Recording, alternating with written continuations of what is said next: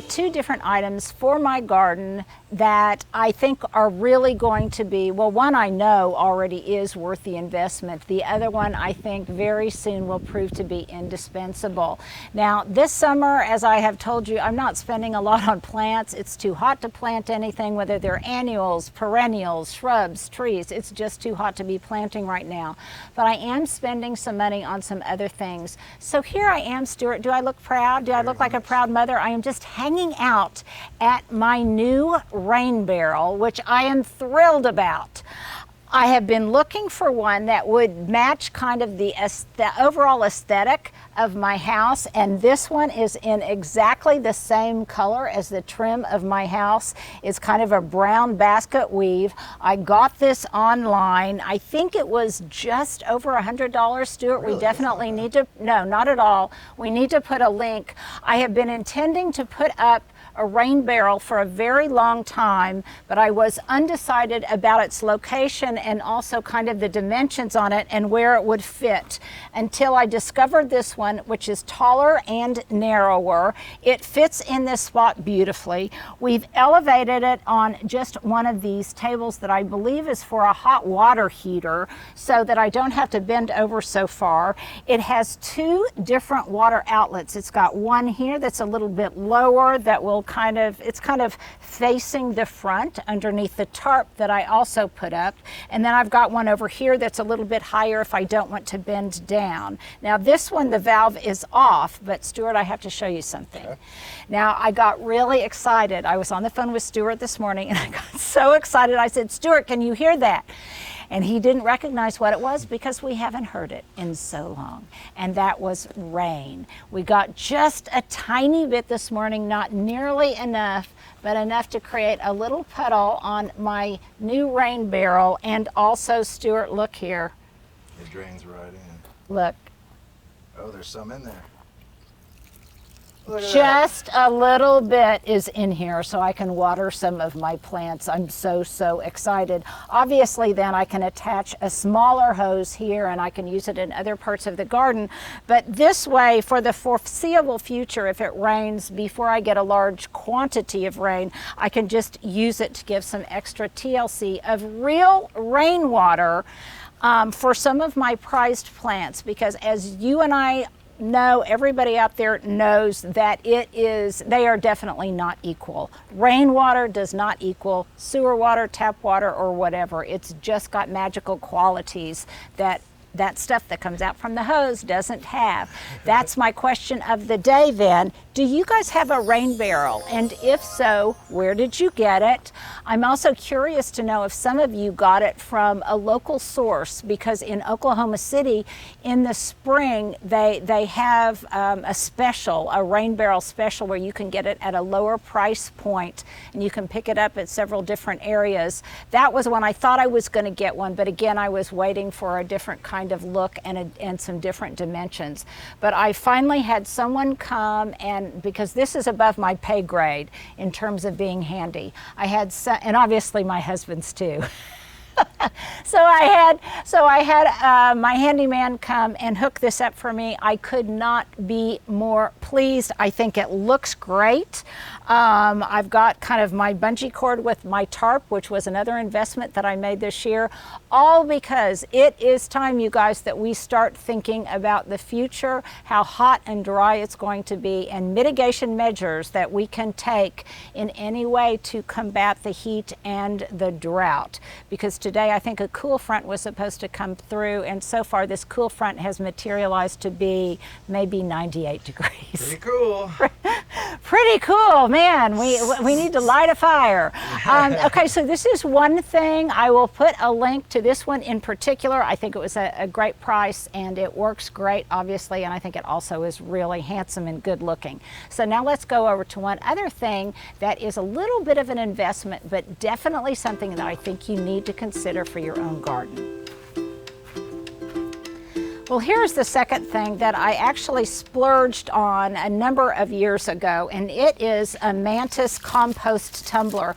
I've had different kinds of these. I had a metal one for years that finally died death by basketball from my kids laying on the driveway. It had a number of basketball dents in it. And then I got this one, which is a hard plastic. I really like it, and I also like it because a lot of them, you guys, have a rotary handle on the side. This does not. This just has grooves. So yeah, so it's not one more component of its mechanics that is subject to break or too heavy. So I can kind of get a little workout in the garden just by using these grooves. But it can hold a considerable amount, and you can see here that I've just stuffed some things in here. One of them being the sad pumpkin vine I finally gave up on, Stuart. I'm sorry.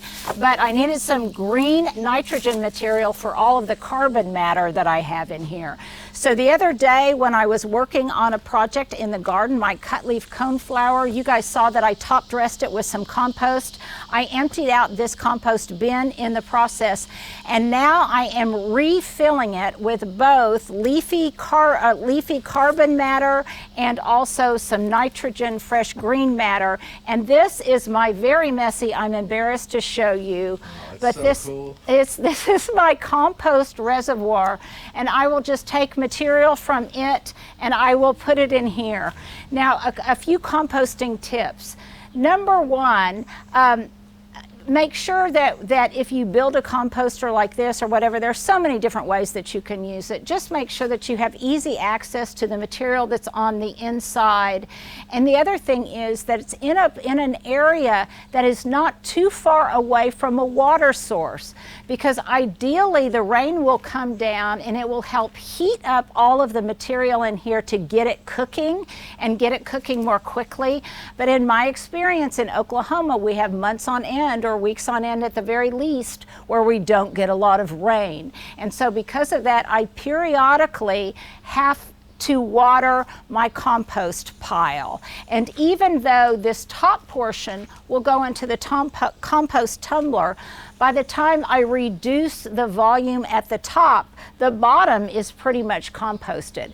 And I like this mesh because I can shoot the hose through it and I can get moisture down to the bottom. Now, something else in addition to my kitchen scraps that I always put in here, which is again a good source of nitrogen, no animal or meat scraps, anything like that. But another thing that I always do, especially this time of year, is if I have large pots from my stove that I've cooked pasta or vegetables or really anything in, I come outside and I dump that water into the compost bin as well, so as not to waste it. So, I mean, I'm embarrassed to show you this right now. It is so hot out here. This is a 7 Suns tree that a friend of mine gifted me. You can see that it's definitely still alive, but it is drooping. It's hot.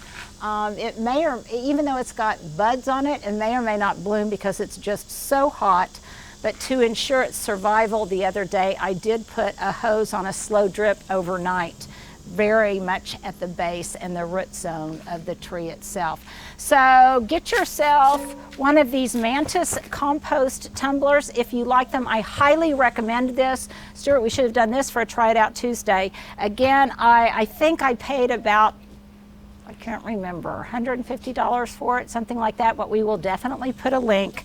And then once it's cooked, and it will cook very fast in these high temperatures, if you make sure to provide it with supplemental water, then just get a good scoop and you can make your own homemade compost. So there's 2 things for you today that I highly, highly recommend: getting a rain barrel and a compost tumbler.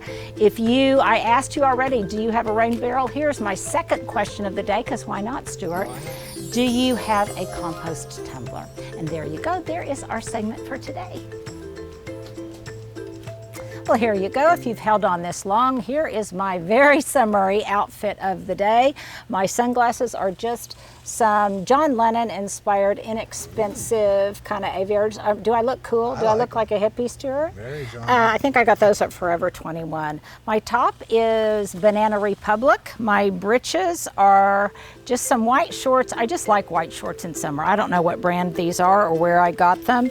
My sandals are some of those Footform sandals that I get off of Amazon. Let's see, Stuart, what have I forgotten? Oh, my earrings. Oh, there My they are. earrings are just Hoops of some some of, kind. yeah, just me. That's always a good guess. These are hoops. I think I got these online as well. So there you go. There is my outfit of the day as it is.